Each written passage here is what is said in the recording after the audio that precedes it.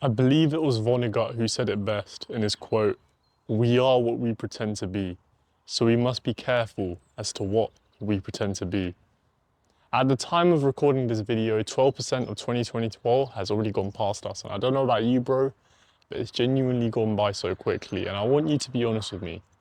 Have you actually stuck to the resolutions that you promised yourself that you would follow on January the 1st?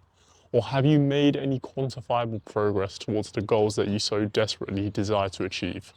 If the answer is no, that's okay, because by the end of this video, I'm going to show you how you can use the art of faking it till you make it to become the person you truly want to be by the end of 2024. And it's so simple, you're going to wonder why you didn't do it sooner. So without further ado, let's get into it. So what exactly is faking it till you make it? The definition, which I've shamelessly stolen from Wikipedia, states that faking it till you make it is when an individual like you or me imitates qualities such as confidence or competence or an optimistic mindset, and through sheer imitation of those qualities, we will realize them into real life and use it to get the dreams we desire. Aristotle put it really succinctly when he said that when a person acts virtuous, they will eventually become virtuous. Make sense? So right now, it'd be really easy to fall down a rabbit hole of New Age philosophy and talk about the law of assumption, because there are some parallels. Because the law of assumption essentially states that when a person lives in the desired state fulfilled, their desired state will become fulfilled.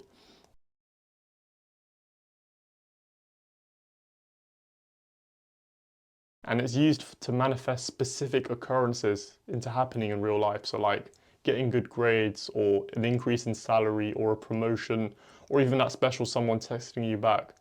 And faking it till you make it is used in a more broad sense to become from the person you are now to the person you want to be in the future, your idealistic version of yourself. So now you know what faking it till you make it is. In the next section, I'm going to give you the actionable steps that you can use and you can implement. And through implementation, you will become the idealistic version of yourself. Okay, cool. So we've discussed the potatoes. Now it's time to get on the meat, the actionable steps. And the actionable step I want you to do is I want you to really think about what the idealistic version of yourself is. The idealistic version of yourself is the best possible version or the person you want to be in the future. Now, this idealistic version can be inspired by real people. So for example, for me, I would take my mother, and it can also be inspired by people who aren't real. So a person who I would like to emulate is Ferris from Ferris Bueller's Day Off. Don't limit yourself. Go into as much detail as possible. And when you figured out your influences and you figured out the sort of person that you want to be or the sort of person you want to emulate, I want you to grab a physical pen and write down in a physical notebook. It has to be physical, it has to be tangible. I want you to essentially create your character. If you played games like Dungeons and Dragons or Baldur's Gate, you'll be quite familiar with the process. Now, obviously, I don't want you to include attributes like dexterity or magicka. Instead, I want you to focus in the nitty-gritty of your character, like the way they talk, the way they dress, the way they speak, even the way they like their coffees first thing in the morning. There is genuinely no such thing as too much detail in this step. So for example, for the way they dress, do they wear leather jackets and blue jeans? Or do they dress casually like Adam Sandler?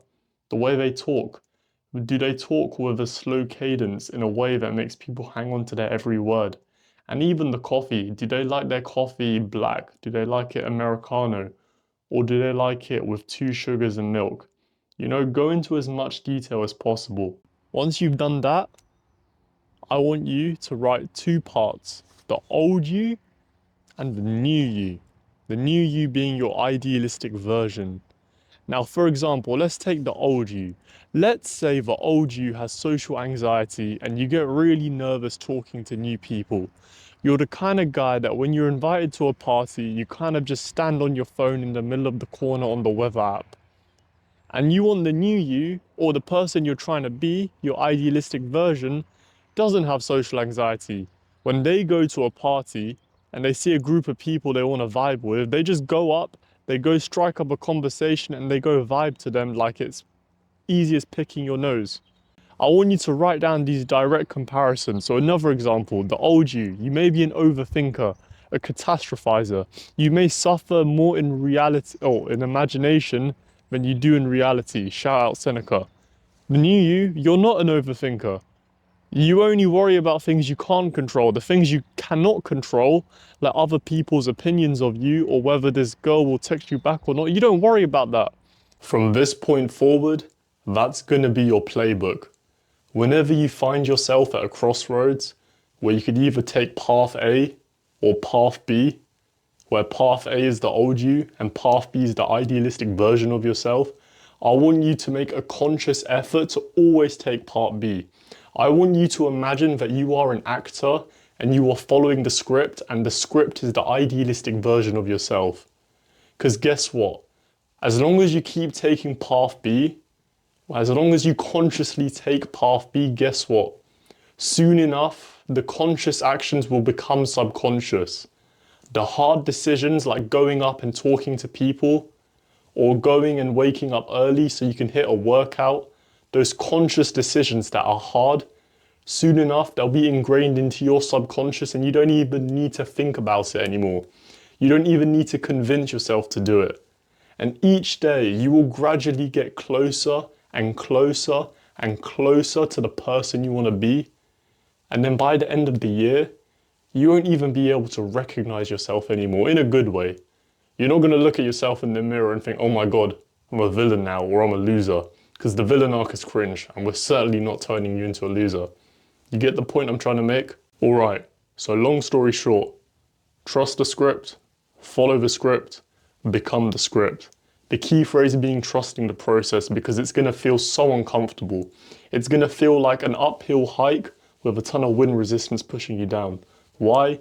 Because this is unnatural. It's going to feel unnatural because you've been embodying these loser qualities and having this loser mindset for your entire life.